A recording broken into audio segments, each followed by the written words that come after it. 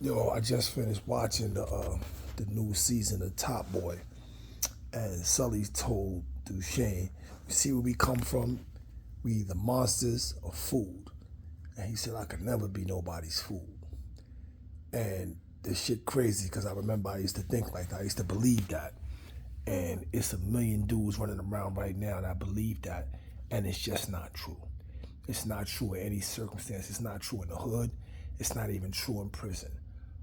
The other day, I was watching Zip, and he was talking to somebody. I don't know. He was talking to, assumably somebody in the comments. And he was talking about being inside. And he was like, "What do you think? Dudes is running down on dudes for sneakers and all that?" Nah, mad dudes is invisible. They ain't nobody cares. Nobody ain't nobody running down on dudes for sneakers. It ain't 82. Like if you get in the bag, you getting drugs, you getting shit, doing shit like that. Then dudes see you. Then dudes might want to come for you. If you're not a monster, then you fool. But if you just in there doing regular shit, like minding your business, like you alright. You don't have to be either one. You can slip through the cracks, so to say. Like a pair of sneakers, like you don't get me wrong, you potentially fooled. But it's super unlikely to happen because you're invisible to the you're invisible to the monsters. They don't see you. You go on and coming about your business, doing what it is you got to do, they don't see you. I give you a classic example. I've told this story a couple of times.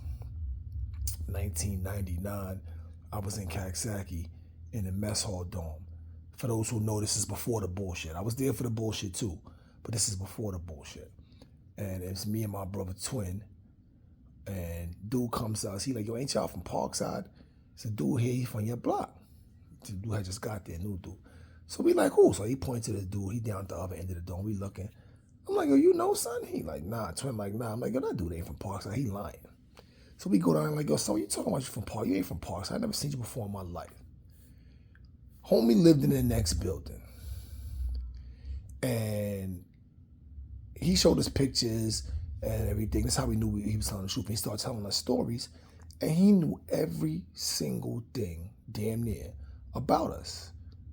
He knew who we fucked with, when we fucked with them. He's seen us coming and going, what we was doing outside on the block, in front of the building, in the hallway, whatever. And I had never seen this dude before in my life because he was invisible to me in the street. He was into dog fighting. He was locked up for some dog fighting shit. And he was into all types of other things, nothing that I was into. So he was invisible. So I don't know if he was a monster or food or nothing. He was none of that. He was invisible. I never saw him before, but he saw me. Another example, I remember it was a girl. I remember I come to my building. This girl standing in front of my building. She's absolutely gorgeous. I'm like, "Shorty, what is you doing out here? Who are you waiting for?" She like, "What you talking about? I'm waiting for a cab." I'm like, "Where you coming from?" She's like, "I'm coming from upstairs." I'm like, "Upstairs where?" She like, "In my house." I'm like, "Shorty, you do not live in this building." She like, "Fuck you, man, I don't live in this building. I've been in this building my whole life." I had never seen her before.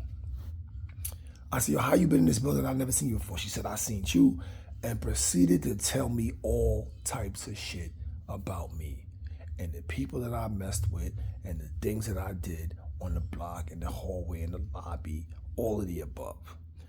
She wasn't in my circle. She didn't mess with the girls that I messed with. She was invisible. So she wasn't a monster or she wasn't food. And not to say I don't know whatever lane she was in, whatever circle she was in. I don't know if that was if she was a monster or food in that circle. But I'm willing to say that in other circles, those labels is not necessary. There may be other labels, but those ain't the labels. You don't gotta be a monster or you don't gotta be food when you're going to work and going to school every day and doing what you gotta do. So I understood when Sully said it. I understood how he felt because I remember feeling that way. And I remember feeling I was never going to be food. So I was going to be a monster one way or another. And I acknowledge that it's probably millions of dudes out there feeling the same way right now. And I'm here to let you know that you don't have to do that. You don't have to be a monster or you don't have to be food. There's a million things in between monster and food that you can get in and live comfortably and be all right, man. Take it from me. I'm telling the truth.